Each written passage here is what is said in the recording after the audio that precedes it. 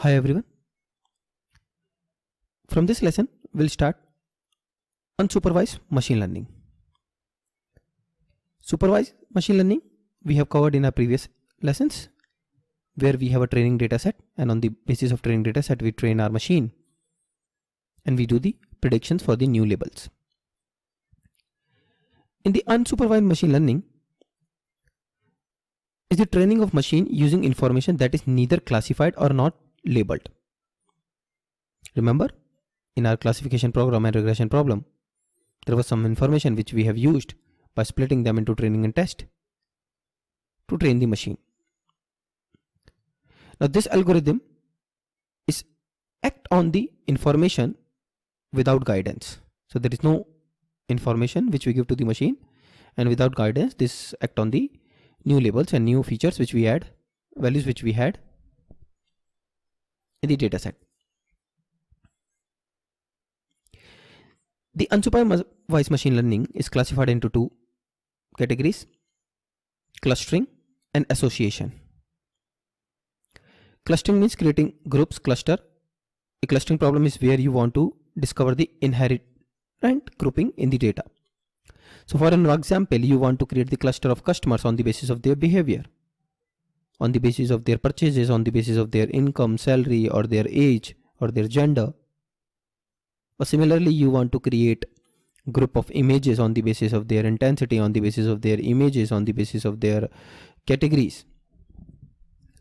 So clustering is also part of unsupervised learning, and association is also part of unsupervised learning. Now what happens in clustering? The grouping in the data is on the basis of their behavior. Now in association, a rule learning problem is where you want to discover the rule that describe large portion of your data, such as your X. If you buy X, also tend to buy Y. So association rule, that means we have a suppose one data set where if customer purchase one product, they also purchase second product.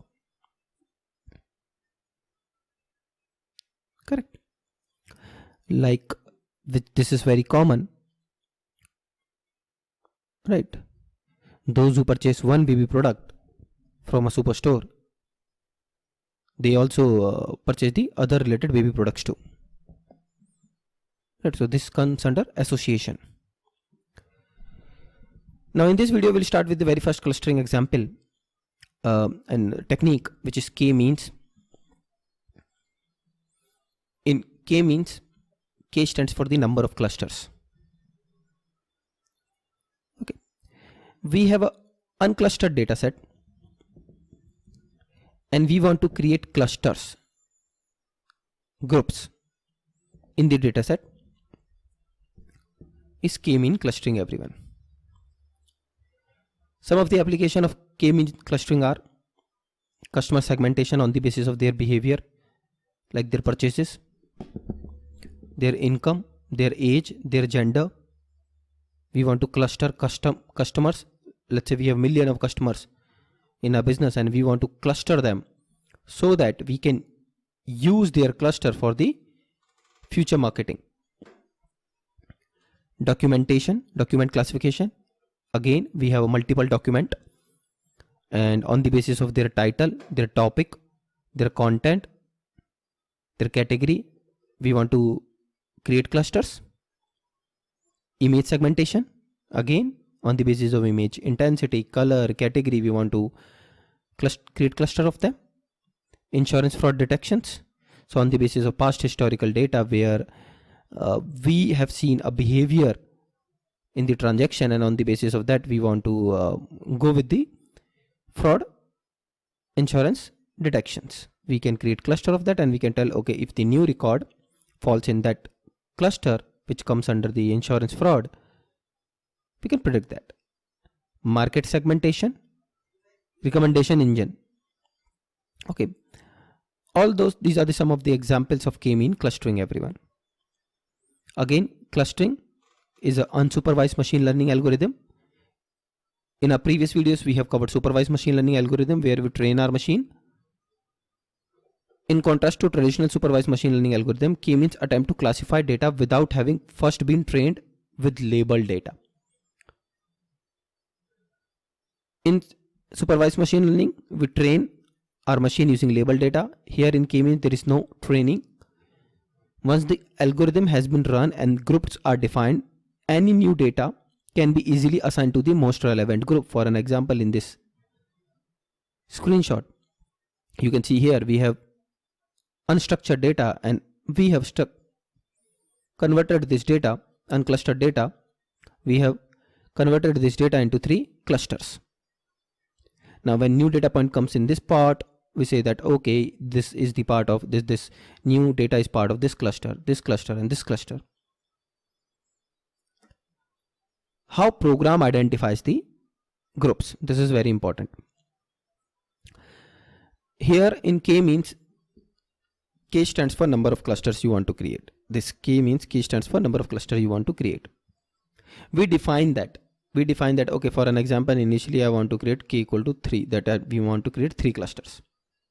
So program will create 3 centroids, centroid 1, centroid 2, and centroid 3. Okay, let me start with the 2 centroids only right now. Let's say my K value right now is equals to 2. So this is easy to understand. Any random point right now, you can see on your scatter plot chart, we have 2 points and we call them centroids.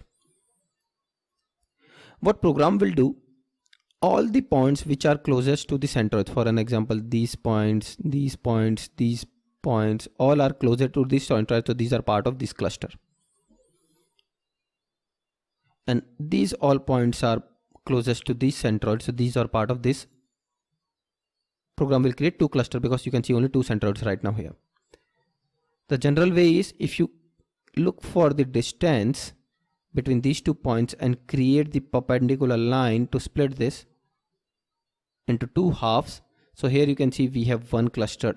These all points comes under this cluster. Actually these all points, and these all points comes under this centroid. Right. But this has created only 2 clusters. What will happen in the case of 3 clusters, everyone? Now, you can have a question. When we create centroid, let's say this time we have 3 centroids here. Program calculates the distance between centroid and these data points.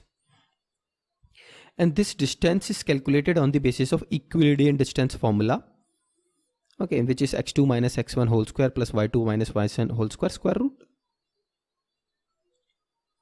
x2 minus x1 whole square plus y2 minus y1 whole square. Okay. Our tool, like in Python, program randomly selects centroid, and when program reaches to the point where there is no change in the clusters. For an example, when we have discussed the case of 2 centroid and we have calculated the perpendicular line here, and we have splitted this into multiple parts, but instead of this, if I move this centroid from here to here, then obviously the splitting is different. Now these all are part of this, these all are part of this. So program changes as per the center of gravity when we define 2 centroids, their position one by one, and reaches to the point when there is no change in the cluster. But what is the right way of, means how many number of cluster we create? Now for this, we use elbow method, everyone. We compute sum of square error, W within sum of square error. So we calculate the difference between centroid and each point, we square that, and then we total that. From each centroid and each point difference we calculate, we square that and we total that. And when we plot with number of clusters, and when we plot that, we get a graph something like this, elbow graph. Let me show you. Now this is the one graph where my cluster is 1. You can see this is 1. The sum of square error within sum of square error, this is very high. When cluster is 2, this is reduced. When cluster is 3, this is also reduced. And then you can see this is going like this. And obviously, suppose you have 100 data points, and for each point you create 100 centroids. You create 100 centroids. What will happen? Your distance from the centroids is obviously become 0. That means this line will meet at 100. This line will meet at 100 point, at 100th value with x-axis, because you have created centroids for each data point. The optimum value of k is the point after which there is no big change, very slight change. We call that point a elbow point. And in our k-means clustering, this is the elbow point which program has mentioned as per curve if you go. So that means 3 is the, as per this graph, is the suggested clusters, number of clusters, else you can increase them as many as you want. But there is no much change, big change in your data point after k equal to 3. Now let's perform the same and understand the same using the data set where we have customer name, customer age, and customer salary. And on the basis of age and salary, we want to create customer groups, everyone. This is a new Jupyter notebook. Let's save this as k means clustering and import pandas as pd, import numpy as np, import matplotlib.pyplot as plt, and use matplotlib inline, the magic line, to render our chart. Now let's create one data frame which is pd.read excel file, right? Let's pass the path of our excel file, everyone. Here the file which we want to load is k-means, so right click on that, go to properties, and from security let's copy this entire path.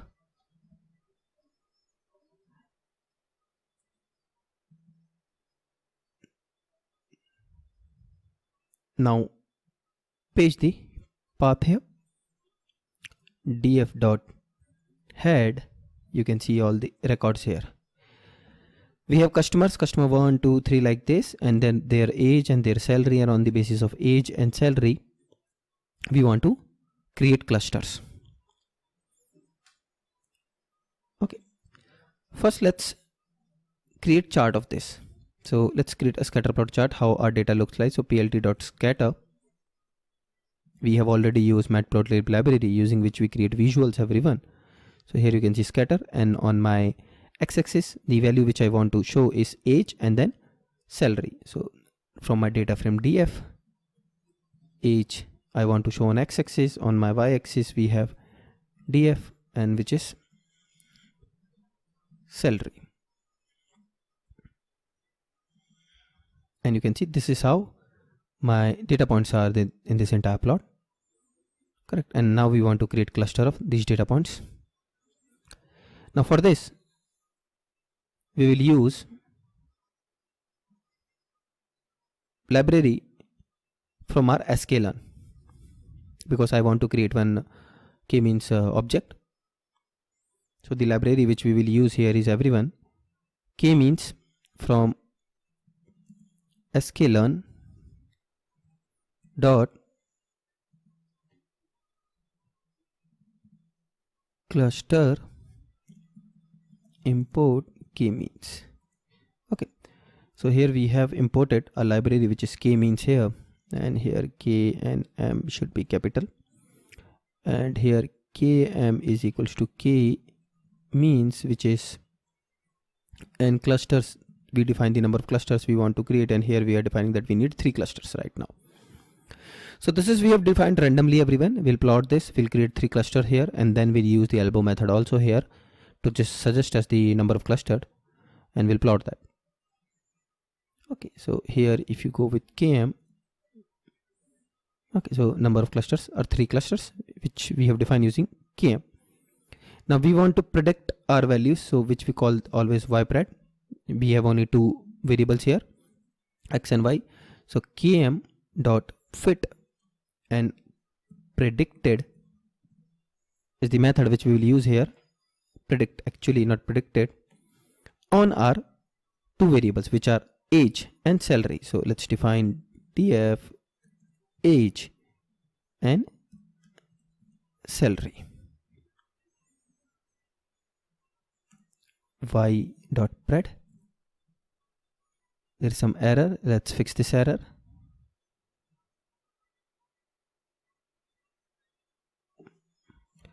And the error is, okay, we have passed our fields which we have to pass as in square braces. Shift enter, and you can see the predicted values here, and program has created 3 cluster 0, 1 and 2 in our ypred variable. Now what we do, let's add this in our data frame. So df is our data frame, and here we are adding one column which is cluster, and which is equals to ypred. So this is append this column in our ypred column in our df data frame. And if you say df dot head, now you can see one more column here which is cluster, and program is saying that customer 1 comes in cluster 1, customer 2 comes in cluster 0, and customer 3 comes in cluster 2, and then 4 and 5 also in cluster 2. So 3 clusters we have created here. Now these are thus the clusters. Now if you want to plot them, plot these 3 clusters in a scatter plot chart, what we have to do, we have to create the 3 different data frames on the basis of our cluster value. When cluster is equals to 0, this is 1 data frame, df1, this is 2, df, we are filtering our data set which is df, where values are equals to, cluster values are equal to 1, 2 and 0. So this is our third data frame where df dot cluster values are equals to 2, because we want to visualize this in the part of a scatter plot chart so that we can understand this. Now plt dot scatter and df dot age is one variable, df salary is another variable, where we want to give color is equals to green. One more scatter plot in the same we want to add, which is df dot age. Okay, so this is using df1 everyone. Let's pick this using df1.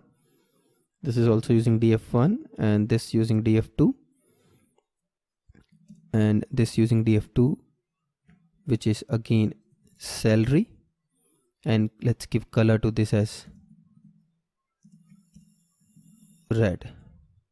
Okay, and this is plt dot scatter. This is using df3, our third cluster, df3, and this is again using scatter, color is equals to yellow. Okay, and then plt, we want to give x label which is age, plt dot y label which we want to give is salary, and plt dot ligand which we want to show when we plate this. Okay, so you can see program has created these 3 clusters, okay, in our chart, and here we have a problem with one attribute which is x label attribute. This one, let's fix it. We have a typo here, and the error is here label, we have a typo here. Let's fix it.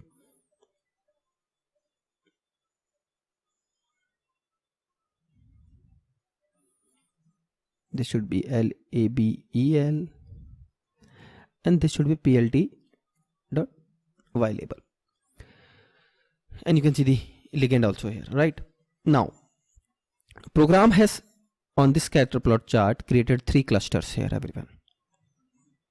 Correct. But well, these are the good number of clusters. These are the optimum k value.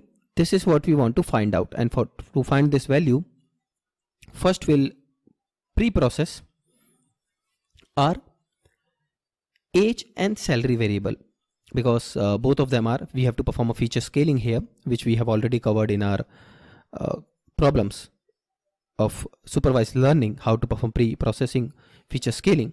So we will perform feature scaling here. So for feature scaling, again from sklearn, from pre-processing, we'll import max min max scaler. Okay, so we have imported library which is min max scaler here. It should be in a lowercase, and we'll create one object which is scaler equal to min max scaler, and then scaler dot fit in our data frame on column which is salary. Okay, and now if you want to check the values of salary on your data frame, because we have to transform these values using this object which is scaler dot transform on our df dot salary column. We have a typo here. This is actually sklearn. Let's look for other error in our program.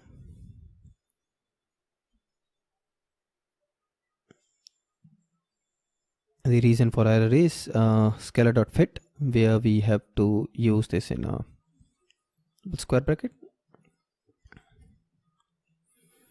and this one which is again salary should be like this. So here we missed one more square braces here.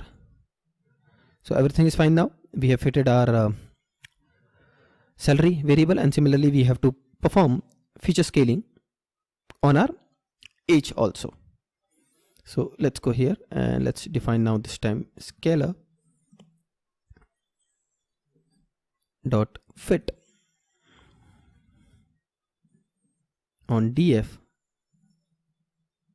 age. Df dot age is equals to scalar dot transform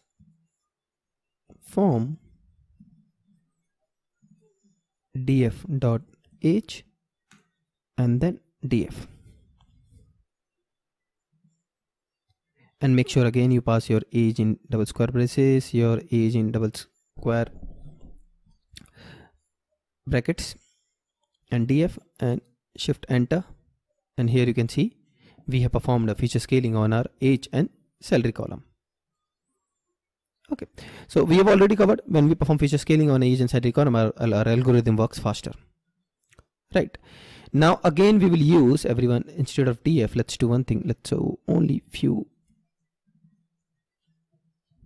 rows from here.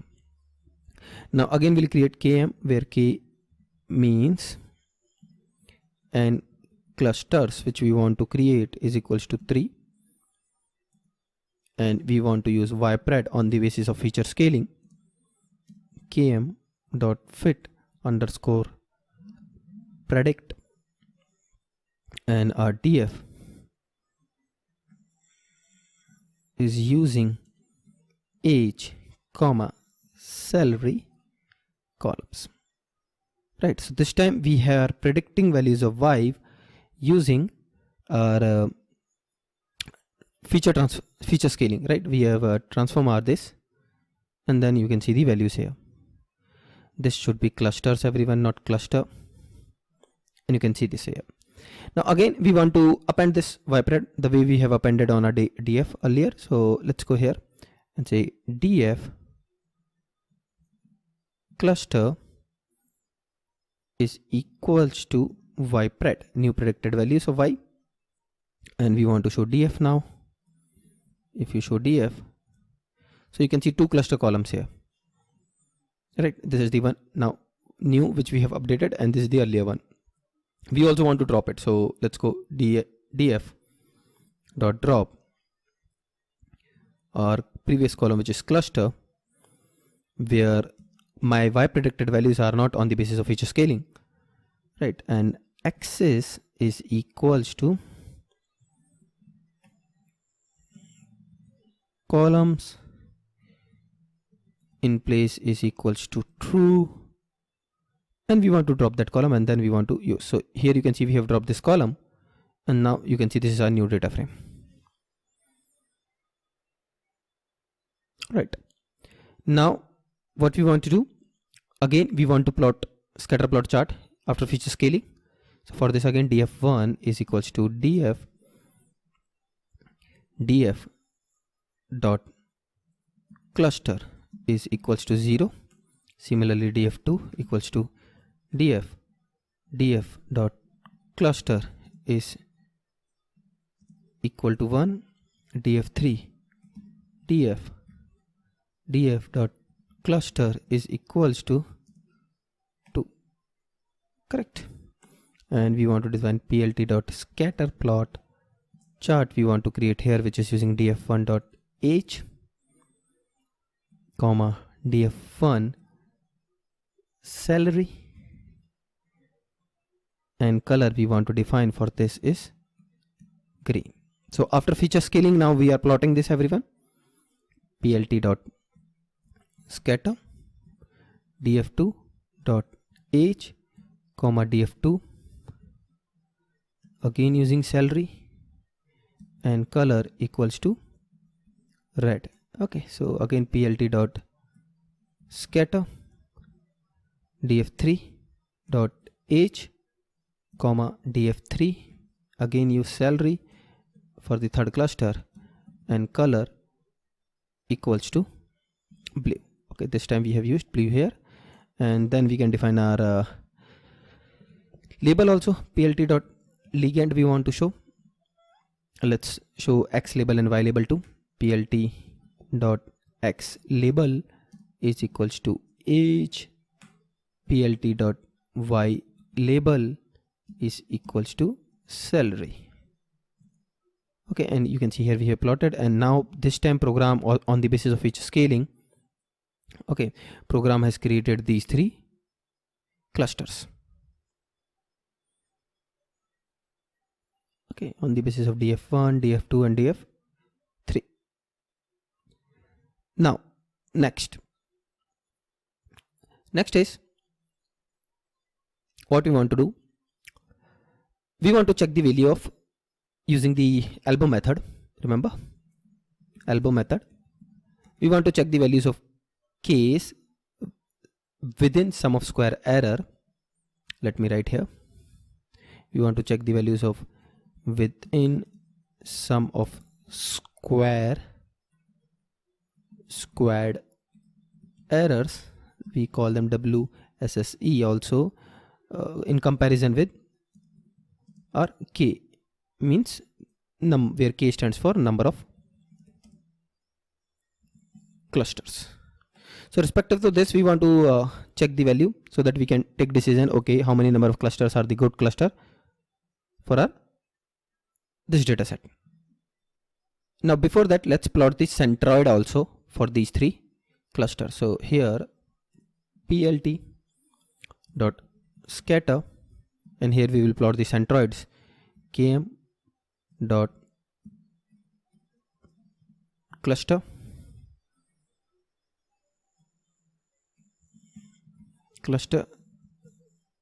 centers, where we want to hold all the rows and 0 value, comma km dot cluster centers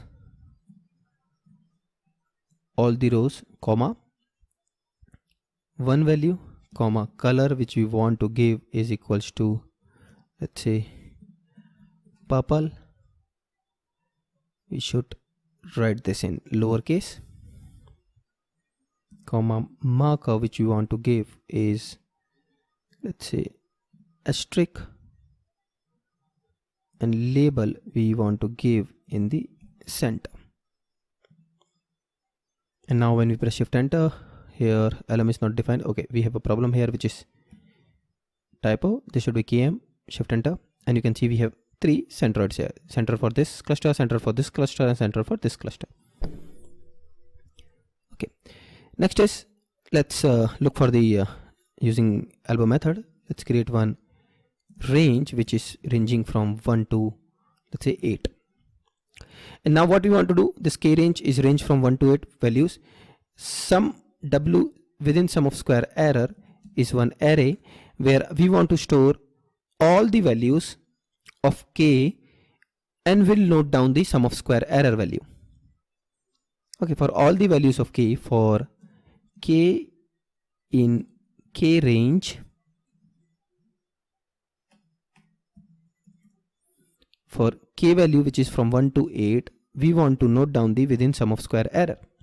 So km is equals to km, k means we will use here, where we define the n clusters, how many clusters we want to use equals to k, and on the basis of this we want to perform km dot fit. We want to fit this on our model where we have data frame with 2 variables, age and salary,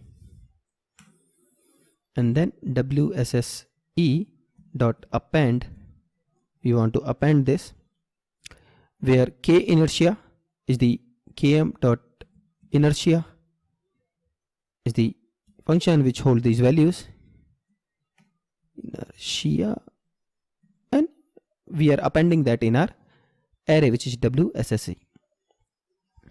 After appending this, if you want to plot this, you can plot, or you can check those values also. Okay, so for plot we can use plt dot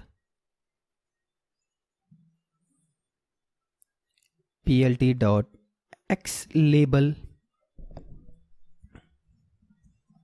is using k, where we have stored the values, number of cluster. Plt dot y label is using sum of square error, which is our label here, let's say within sum of squared error. Okay, so these are the labels, and we want to create one chart, plt dot plot, a simple line chart which is a default chart where k range is the array in which we have values from 1 to 8, all the k values, and wsse is the sum of squared error.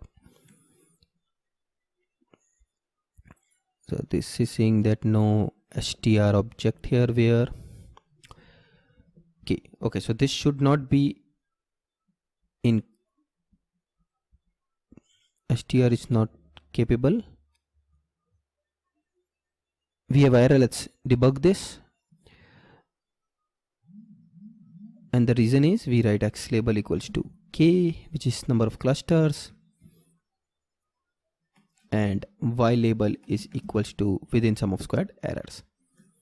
This fixed, and here you can see k equal to 3. Again, in this also is our elbow point, where after this elbow point you can see there is no drastical change in our sum of squared within sum of squared error values. Let's post this here.